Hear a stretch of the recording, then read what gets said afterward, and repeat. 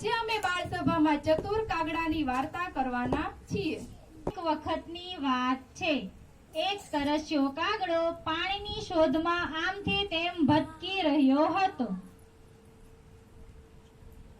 કા કા કા કા કા કા કા કા કા કા તેની નજર એક પાણીના કુંજા ઉપર પડી। તે ઉડીને નીચે આવ્યો।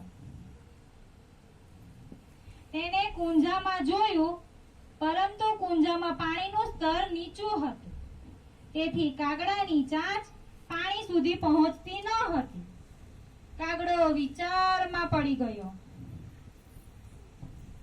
વિચાર કરતા કરતા તેની નજર કુંજાની આજુબાજુ નીચે પડેલા કાંકરા ઉપર પડી અને તે એક એક કાંકરો વીણીને કુંજામાં નાખવા માંડ્યો।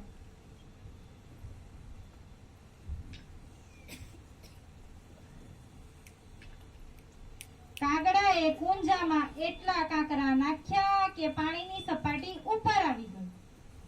હવે કાગડો આસાનીથી પાણી પી શકતો હતો। કાગડાએ પાણી પી પોતાની તરસ છીપાવી લીધી અને આકાશમાં ઉડી ગયો।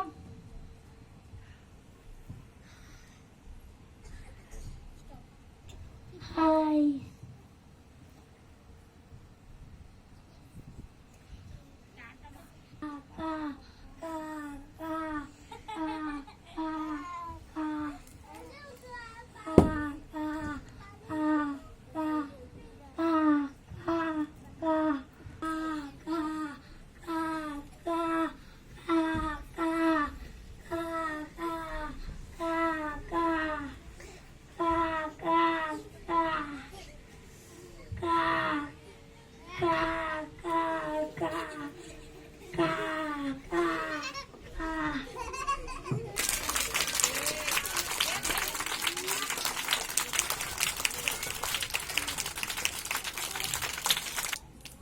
આજે આપણે ચતુર કાગડાની વાર્તા જોઈ। તેમાંથી આપણને શીખવા મળ્યું કે મુશ્કેલીના સમયમાં મગજનો ઉપયોગ કરવો જોઈએ।